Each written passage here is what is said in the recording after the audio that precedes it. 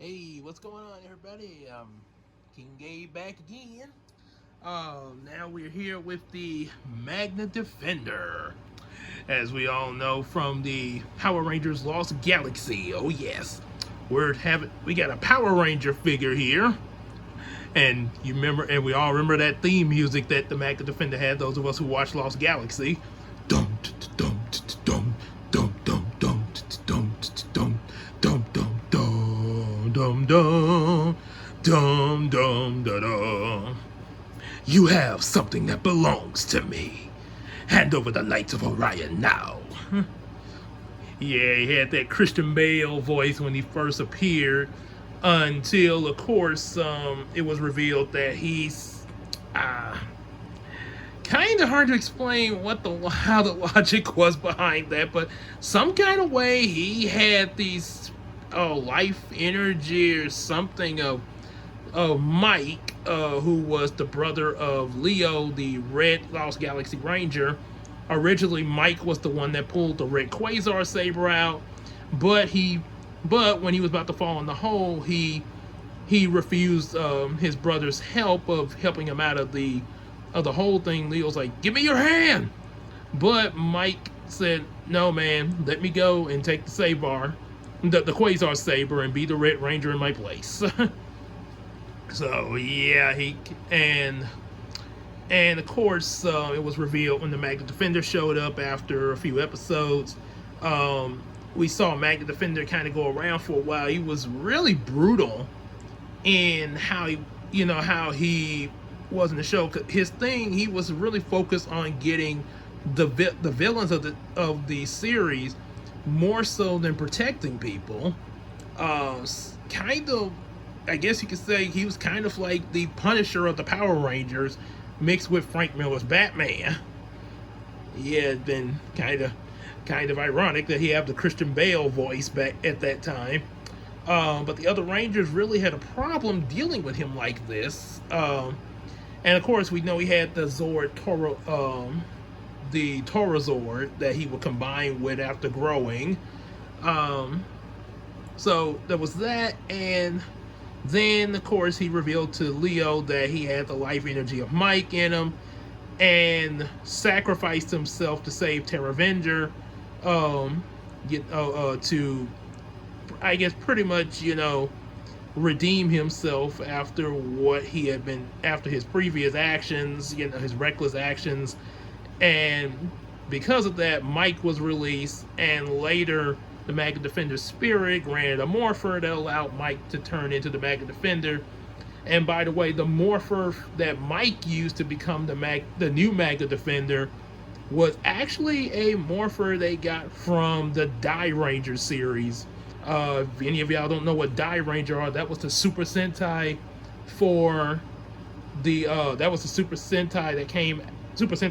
season that came after Zoo Ranger. Zoo Ranger, the suits and the Zords were used for the very first season of Mighty Morphin Power Rangers. The second season of Mighty Morphin Power Rangers, they did not change the costumes. They kept the same costumes from season 1, which are Zoo Ranger costumes, but they brought over the Zords from Die Ranger as their new Thunder Zords, and as we call them in the series there. So, and also the White Ranger that Tommy became, his suit was from Die Ranger, known as Keeper Ranger, along with the Tiger Sword he had. Special note: the Keeper Ranger was also a kid. Maybe that's where they got the idea to come up with a kid Blue Turbo Ranger later. So anyway, it's quite a bit of history to share with y'all there. So on with the Magna Defender. Yeah. As you can see, he's got a plastic cape instead of a cloth cape there. Okay. Also one other thing I need to share about the Magna Defender. If you look in Linkara's History of Power Rangers of Lost Galaxy, he states that there's a theory that the Magna Defender might not necessarily be a Ranger, because he doesn't have Ranger in his name. That he might, yes, he's considered morphing, like when Mike becomes the new Magna Defender. But seeing as how there are other creations of Saban during the time of him making Power Rangers, like Mass Rider and Big Bad Beetleborgs and VR Troopers, it's clear to say that, yeah, there are some other forms of morphing outside of the Power Rangers. Sure, a lot of these other ideas didn't go as far as the Power Rangers, but they are out there. And chances are, if you got seasons like RPM and Dino Charge that are in, different dimensions from the main continuity of like Mighty Morphin and all the way up to where the Ninja Steel and Beast Morphers, yeah, it's safe to say that, maybe some of these others are in other universes. Mass Rider is in the same universe as Power Rangers, but who's to say that maybe Beetleborgs might be in a different dimension? Yeah. So, yeah, apparently the morphing grid could be multi-dimensional. So anyway, yeah, he got his, as you can see, I already got his weapons in his hand. Yeah, his hands are kind of loose there in holding said weapons. That's his Magna Blaster that he would sometimes use there. Pretty cool looking there. Like, yeah, so he got, as you can see, with moving his blaster, he's got good arm movement, elbow movement. Arm movement is a little limited because of the shoulder pads. Yeah, the shoulder pads don't exactly support the arm movement a whole lot there. You can go about this far though. And of course, his Magna Sword there.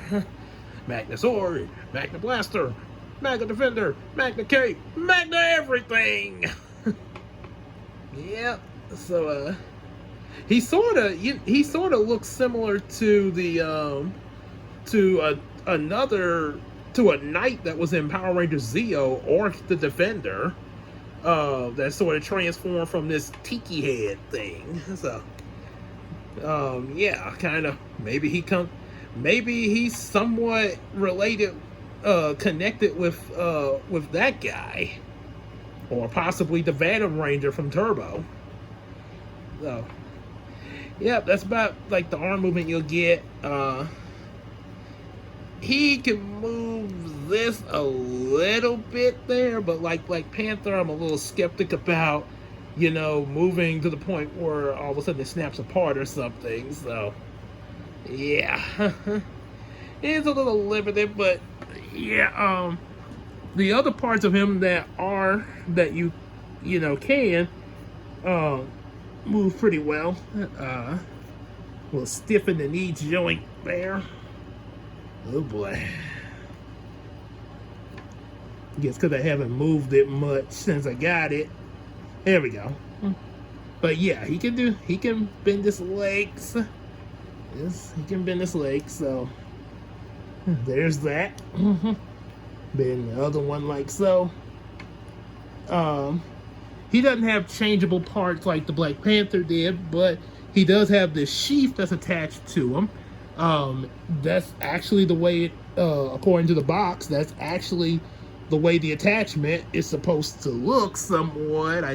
I thought when I saw this like this, I thought I did something wrong, but no, it's actually supposed to be, maybe it's not quite this loose. Maybe it's not supposed to be quite that loose, but well, anyway, the sheath is attached to this belt you see, and what you do, you take this sword out, which I kind of got. There we go again. Oh no, they defeated the Magna Defender. Oh no, what should we do? So I'm going to steal the Magna Defender sword. He's not letting go. You will never get my sword. Give it back. I'm just showing them how it goes in your sheath. I mean, seriously, what would I want to? There we go. Oops. And yeah, it does come off, but it can. Yeah, it's supposed to be able to come off there. But yeah, it fits in the sheath like that. You know, you can draw it. And if he doesn't want to use it and just, you know, you just want to get blaster action by itself, yeah, you just, this way you don't lose it. You attach it in this, yeah, this little hole right there. It's kind of hard to get it in there, but yeah. Surprising that it's easy to come off of there, but not so much to come back on. Yeah. There we go. All right, so put your shoulder pad down, boy. Put your shoulder pad down. Okay, so hold your hand up and show off that blaster. So, yep.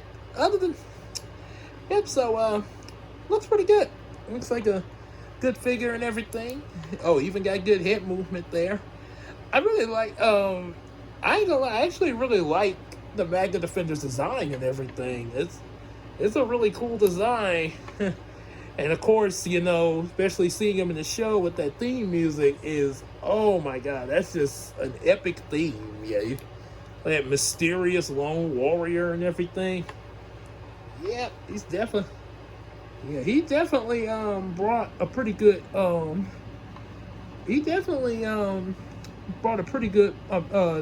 amount of mystery to the Lost Galaxy season, especially considering that was the first season where they completely changed the cast of Rangers, whereas in the previous season, you know, they would bring on new people, but some of the old Rangers would still be hanging around, and it was sort of more so passing the torch, where you would actually see that, as well as maybe like upgrading to new Zords.